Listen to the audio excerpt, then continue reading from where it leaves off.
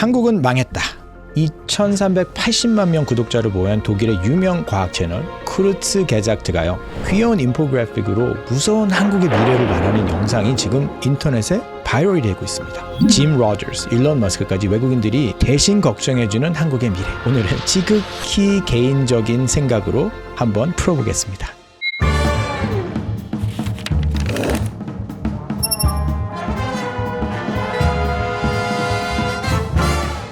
저희 팀에서 얼마 전에 이런 비디오가 굉장히 인터넷을 핫하게 달구고 있다 라고 해서 도대체 뭐냐라고 했더니, 구독자가 2400만 명이 가까우는 그 독일의 유명 과학 채널이거든요. 쿠르츠 게작트예요.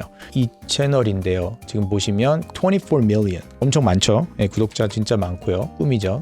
근데 여기에 이 비디오인데요, 지금 거의 1000만 명 가까이 보기 시작했어요. 그죠? 8.4 밀리언이면 거의 1000만 명 가까운 뷰가 나온 비디오인데, 물론 뭐 이 채널 뷰도 보시면 뭐 17 million, 30 million 굉장히 많아요. 근데 중요한 게 뭐냐면은요, 한국은 망했다라는 충격적인 제목으로 저희들이 너무 기가 닳게 듣고 있는 한국의 저출산의 현실을 전 세계에 일깨워주고 있다는 거예요. 한국말도 아니에요, 영어예요. 근데 외국 사람들이 이렇게 한국에 관심이 많아요. 한국은 많은 뉴스와 큰 유튜브 채널에서 이 영상을 지금 다루고 있습니다. 여러분 잘 아시는 뭐 슈카도 다루고 있고, 저는 유명한 유튜버는 아니지만 저도 위기의식을 갖고 이거를 좀 한번 얘기를 해봐야겠다라고 좀 생각을 하는 거고요. 이 채널 같은 경우는요, 보통 한 영상을 만들 때 몇 달, 길게는 1년 이상 걸려 제작을 한다고 해요. 그러니까 그만큼 리서치도 많이 하고 심사숙고해서 이제 만드는 건데, 어쩜 문제가 있다면은요, 과학 채널이니까 조사를 바탕으로 합리적인 해결책을 제시해 줬는데, 이번 거는요,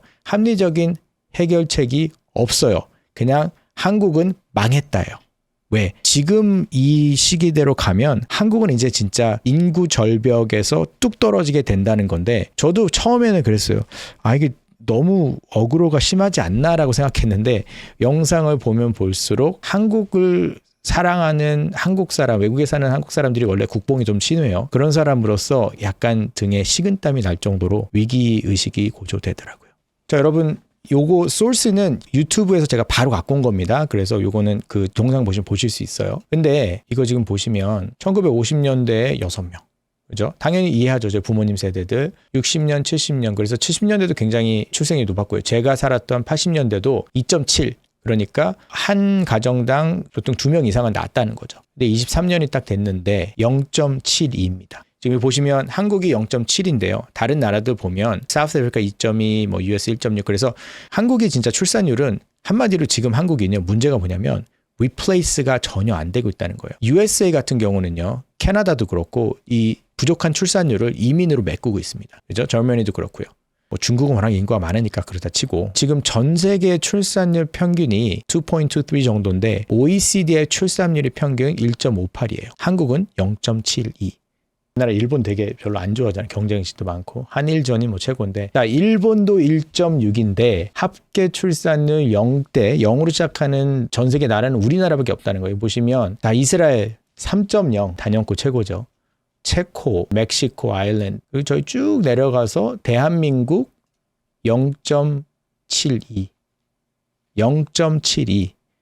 그러니까 인구는 점점점 줄어들고 있다. 자, 여러분, 이게 뭐 제가 그냥 개인적으로 말씀을 드리면, 저는 이스라엘 사람들하고 되게 일을 많이 합니다. 제 러펌의 파트너 변호사 5명 중에 3명이 이스라엘 사람들이에요. 저는 자랑스럽게 아이가 3입니다. 근데 옆방 둘 다 아이가 5이에요.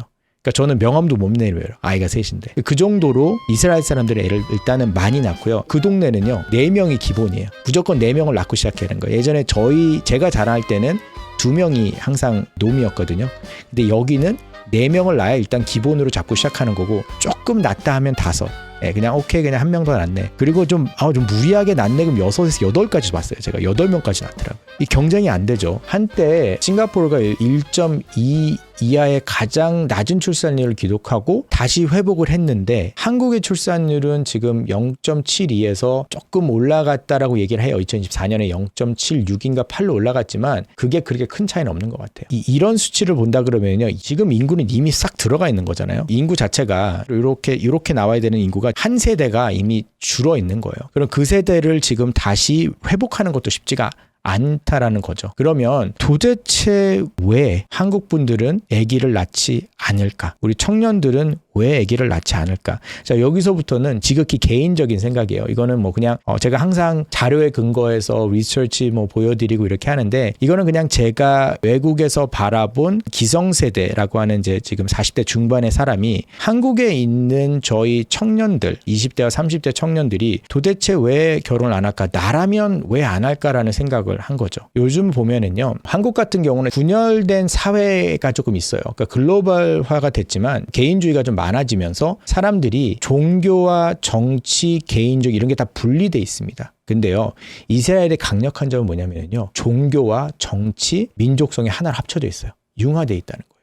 그러니까 이 사람들에게는요, 자기의 종교와 자기의 어떤 민족성과, 이스라엘이라고 하지 않고 주이시라고 하잖아요. 유대인이라고 합니다. 근데 유대인이라고 하는 주이시는요, 종교성과 어떤 민족주의가 합쳐져 있어요.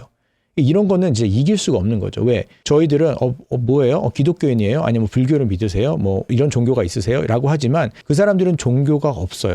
주이시면서 유대인이면서 그게 정치고 그게 곧 자기의 아이덴티티란 말이죠. 그러면 이런 부재가 있을 때 저희들에게는 같은 가치관을 공유하는 사람들이 점차 줄어들기 시작하면서 비슷한 사람들, 비슷한 이념과 비슷한 목적을 갖고 있는 사람들이 좀 찾기가 쉽지 않을 수 있죠. 그런 어떤 정치적인 분열감, 사회적인 어떤 그런 분열주의가 있다고 쳐서 그거는 뭐 그냥 한 가지고, 오케이, 그거는 이스라엘 유대인이다. 그래도 걔네는 뭐 평균적으로 3이고 평균이 4인데, 오케이, 그건 좀 높다고 쳐도, 그러면 왜 우리는 1.2%, 1.3%, OECD 평균인 1.58까지는 왜 못 갈까라고 하는데요. 그 아까 말씀드린 과학 채널에서는요, 어떤 댓글이 달렸는데 너무 늦었다요. 이제 와서 뭘 되돌리겠냐는 거죠. 저희 젊은 청년들 모두가 비슷한 생각을 하실 것 같아요. 무한 경쟁주의. 그죠? 청년들 지원한다고 해도, 애 낳는데 돈 준다고 해도요, 이미 사회적으로 뿌리 깊은 정부에 대한 불신. 저희 예전에는 저희 부모님 세대 1950년, 60년, 70년대는요, 아이들은 노후 보장이었습니다. 그리고 그 유아들의 어떤 fertility rate이나 그러나요? 이렇게 아이들이 죽을 수 있는 그런 레이트 높기 때문에 아이들을 많이 낳아서 그중에 실제로 죽는 아이들도 많았고요. 의료 체계가 제대로 안 돼 있어서 그런 문제도 없어요. 그리고 예전에 아이를 많이 낳으셨던 거는 노동력이었습니다. 농경 사회에서는 아이가 많아야 노동력이 됐잖아요. 지금은 그럴 필요가 없고요. 오히려 아이들은요, 영어로는 liability라 그러죠. 아이들은 제가 뒷받침해주고 평생 책임져야 되는 그런 존재가 된 거죠. 그렇게 되니까 청년들은 집 사기도 힘들죠. 그죠? 캐나다로 그렇고 한국도 그렇고 미국도 그렇고 이미 청년들을 제가 한번 다루고 싶었던 이슈이긴 한데 직업도 없죠. 그 다음에 지금 평균 임금도 낮죠. 그렇게 되니까 점점 먹고 살기는 힘들어지고 나 혼자 이렇게 하기도 힘든데 내가 누구를 책임을 져? 이렇게 되는 거죠. 결혼하면 여자분들은 육아 책임, 여자들 입장에서는 결혼하면은 경력 단절이 되잖아요. 육아를 해야 되니까. 아이를 낳아야 되고. 그러니까 결혼을 해도 아이를 안 낳는 커플이 50% 이상이고, 아이를 낳다 해도 하나만 낳겠다는 거죠. 이런 사회에서 저희가 청년들에게 왜 너네는 결혼을 해서 아이를 낳지 않니라고 하는 게 솔직히 어떻게 보면 기성세대가 잘못 만들어 놓은 그런 판에다가 우리 청년들한테 부담만 주는 거죠. 그래서 저희가 보면 이 저출산 문제는 뭐 정책을 잘한다? 이게 아닌 것 같아요. 사회적인 분위기를 바꾸지 않는 이상은. 막 일을 많이 해야 된다고 강요하는 일터가 있고, 뭐 OECD 국가 중에 한국이 가장 일을 하는 시간이 높아요. 경쟁해야 되고 결혼을 해서 아이를 돌볼 시간이 어디 있겠느냐는 거죠. 그 다음에 뭐 진짜 제가 좀 이해가 안 갔던 게 이거였어요. 특히 한국. 저희처럼 지금 관세 전쟁이다, 내수 시장 무너진다, 뭐 현대자동차가 미국으로 공장 옮기면서 거기에 딸려 있는 모든 인력들이라든지 하청업체들 다 일자리를 잃어버릴 수 있는 어떤 그런 리스크 팩터가 있는 나라가, 그리고 전체 GDP의 어느 정도로 가장 큰 거를 대기업에 의존하고 있는 이 나라가 기술 개발을 하지 않고요. 정말 진짜 똑똑한 인재들은 다 의대하고 법대를 가는 건 전 절대 이해 안 가거든요. 그건 서비스잖아요.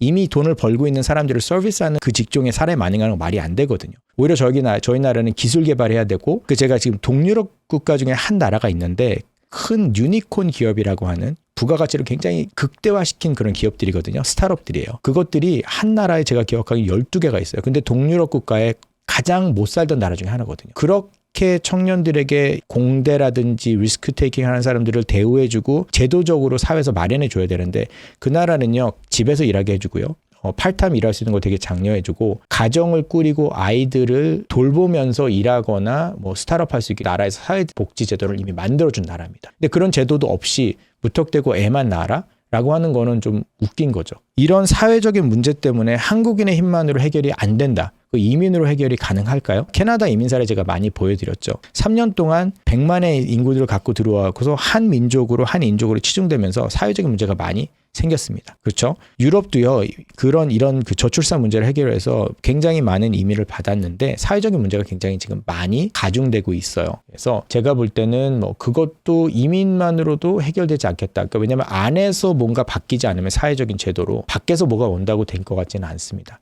그러면 저희 나라가 진짜 앞으로 나아갈 수 있는 어떤 방향이 무엇인가라고 했을 때 젊은 분들이 육아를 하면서 일도 하고 사회적으로도 인정받을 수 있지만 어느 정도 자기 삶과 어떤 육아와 결혼 생활의 밸런스를 맞을 수 있는 그런 분위기가 되어져야 되는데 그 분위기는요. 사회적인 어떤 보장제도와 정책적으로 애 하나 낳는데 돈을 얼마 줄게.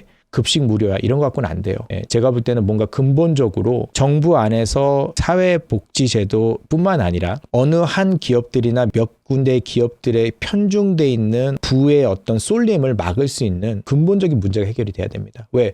돈이 있어야 되잖아요. 돈이 있어야지 제가 인격체로서 자존감도 생기고 제가 열심히 노력했을 때 그만큼 벌 수 있고 아이들을 돌볼 수 있어야지. 지금은 열심히 노력해서 일해도 내 몸 하나 간수하지 못하기 때문에 결혼 생각도 못하는 거거든요. 그렇게 할 굳이 이유도 없는 거잖아요. 그러면 이제 한간에서는 이렇게 얘기를 해요. 그럼 과연 AI가 이렇게 발전을 하고 로봇가 이렇게 많이 발전을 하는 가운데 인력난도 해결이 될 수가 있고 그렇게 많은 인력이 필요하지 않는데 굳이 인구가 더 그렇게 많아질 이유가 있을까? 그것도 제가 볼 때는 타당성이 있습니다. 저는 AI 발전을 보면서 요즘 대기업들도 그렇고 북미도 마찬가지입니다. 신입사원을 안 뽑아요. 신입사원을 안 뽑는 건 이유는 뭐냐면 신입사원을 트레이닝 시키느니 그냥 AI로 돌리면 조금 더 효율적으로 돌릴 수 있어요. 그러니까 굳이 사람을 트레이닝 시키느니 테크놀로지에 투자를 해서 AI로 어느 정도의 리서치라든지 단순 노동할 수 있는 그런 변호사 사무실에서도 그렇게 많이 하거든요.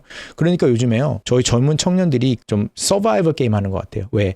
이제는 기존에 자기들끼리 경쟁뿐만 아니라 AI하고도 경쟁을 해야 되는 그런 상황이거든요. 그럼 저는 과연 미래에 이 인구들이 적어도 되겠느냐라고 하는 건데 그건 저는 잘 모르겠습니다. 개인적으로는 결국은 AI나 로보틱스가 있으면 사줄 사람들이 필요한 건데 마켓 형성이 안 돼 있으면 누가 돈을 쓰겠냐는 거죠. 돈을 벌 수 있어도 돈을 써줄 사람이 필요한 거잖아요. 나이가 드시면 노년에 있으신 분들은요. 소비가 확실히 급격히 줄어듭니다. 필요한 게 없어요. 왜냐하면 갖고 싶은 것도 없고 굳이 자기가 더 여행 갈 길도 없고 이러니까 돈이 있어도 쓸 이유가 없다는 거죠. 정말 돈을 많이 쓰는 에이지 그룹은요. 애가 있는 그룹들이에요. 그 그룹들 30대 20대 이런 분들이 유행을 따라 소비가 되기도 하거든요. 제 개인적인 생각은 그렇습니다. 물론 이게 제가 사회학자들이나 경제학자들은 조금 더 다르게 얘기하실 수 있지만 이렇게 가다 보면 서울의 인구는요. 서울은요 또 0.7도 아니에요. 0.5예요. 그러면 진짜 사람들이 이렇게 줄어드는 요즘 시점에서 건물만 남아있는 빈 땅이 진짜 인구 소멸해서 지방 소멸이 되고 있는데 서울도 언제까지 그렇게 사람들이 많이 모여있을 거라는 거는 저도 퀘스천 마크예요. 여러분들 이것저것 제가 장황하게 좀 오늘은 두서없이 말씀을 드렸지만 한국이 인구 소멸이 급격하게 이루어지고 있지만 저희들이 그거를 어떻게 해결할지는 솔직히 말씀드리면 저도 해결책은 없는 것 같아요. 다만 문제의식을 갖고 이런 문제가 있구나라고 고민을 해서 우리가 어떻게 대처할지는 문제를 제대로 바라보는 것부터 시작된다고 보거든요. 왜냐면 한국에 계신 분들은 너무 귀에 닳게 들어서 인구 소멸, 지방 소멸, 그래서 어쩌라고, 내가 지금 힘든데 그래서 어쩌라고 이렇게 되는 거거든요. 그래서 일단 이런 문제의식을 갖고 그럼 어떻게 하면 우리가 좀 더 청년들 그리고 자라나는 다음 세대들에게 이런 인구 소멸의 의식과 좀 더 제대로 된 어떤 하나의 유기체로서 우리 가족이 만들어지고 저는 그렇게 생각하거든요. 가족은요, 부부는 서로 힘든 거를 나눠서 서로 기대는 존재지 누가 누구를 책임지는 존재는 아니라고 보거든요. 그렇게 된다고 하면 이 힘들고 어려운 미래를 어떻게 하면 나에게 맞는 배우자를 만나서 헤쳐나가면서 또 아이들을 낳았을 때 그 아이들의 웃음소리와 그 아이들이 자라나는 거 보면서 진짜 행복하거든요. 저는 제일 행복할 때가 집에 들어갔을 때 저희 아이 넘버 1, 2, 3 제가 독수리 삼형제라 그러는데 독수리 삼형제가 하나씩 와서 안아주고 뽀뽀해주고 아빠 왔어요라고 아빠 하고 올 때 정말 행복해요. 근데 그거를 하나 둘 세 명이니까 더 행복한 것 같아요. 그런 것들을 어떻게 하면 저 기생세대가 자라는 청년들에게 이런 행복감이 있고 그리고 너는 책임져야 되는 게 아니라 서로 버팀목이 되어줄 수 있는 거야 라고 하는 어떤 건전한 결혼상을 심어줄 수 있을지 그런 것들이 저에게는 숙제라고 보고요. 뭐 그런 것들을 위해서 저는 문제의식을 갖고 스팟라이트라는 제목으로 같이 나누도록 하겠습니다. 구독과 좋아요 눌러주시고 알림 설정 해주시면 제가 이런 이슈들에 대해서 올릴 때마다 여러분들이 바로바로 보실 수 있고 또 댓글에 남겨주시면 어떤 생각을 하시는지 알 수 있을 것 같습니다. 감사합니다.